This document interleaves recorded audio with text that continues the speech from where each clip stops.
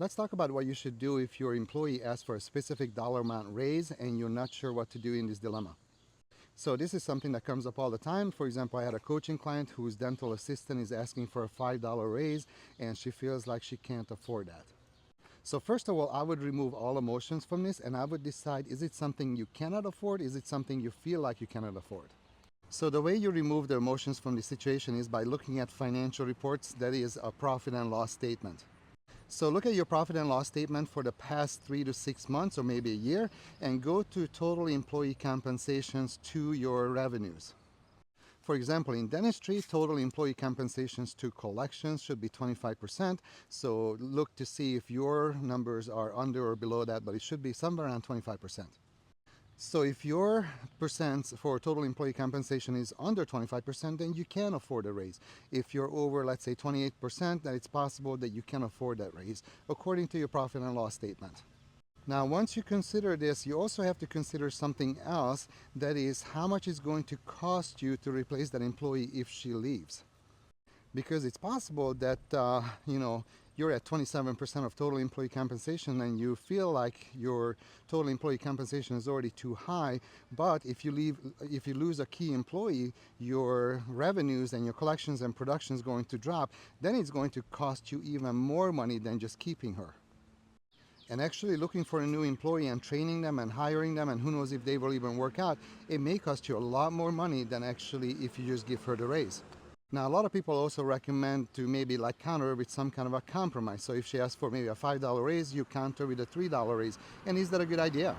Or instead of a raise, what if you gave her a bonus? So it's not like you're committed to that raise for a long time, but you basically give her a bonus. So are any of those a good idea, like countering with a lower offer or giving a bonus? So let's talk about that. I recommend that you read the book Never Split the Difference, but basically once an employee asks for a specific dollar amount and they ask for that, that means they kind of made up their mind that that's what their time and effort is worth, and they cannot telling you that they want that or they're going to look for another job.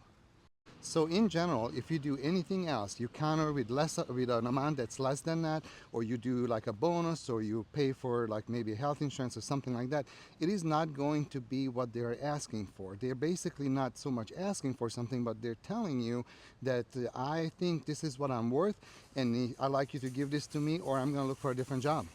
And actually, this has been my experience too with my coaching clients too, that if you counter with anything that's less than what they're asking for, you're just going to lose that employee sooner or later.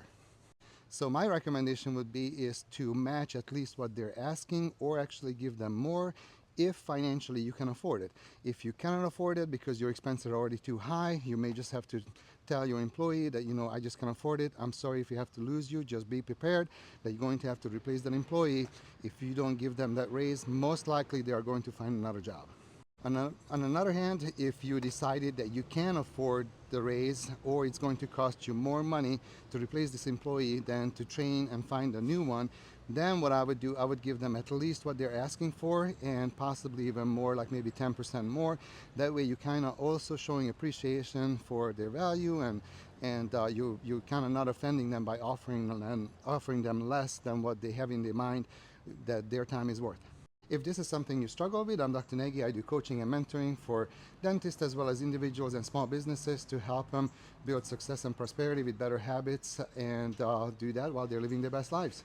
And in summary, the best thing I can tell you is to make sure you remove all emotions when you're dealing with this situation, and look at the facts, look at the expenses, look at your financial reports, and see if you truly can afford something or you truly cannot afford it, and how much the loss of an employee is going to cost you. And sometimes it's a lot of people really underestimate that, because finding a great employee and training them and getting them on board, assuming that they will stay, can be extremely expensive. Even the marketing expense, the training expense, and also the loss of revenues, because your business is going to be working short-staffed, and that could be very, very costly. Let me know in the comments if this was helpful, and if you need any additional help, my link is in my bio. Best of luck to you, and make it a fantastic day.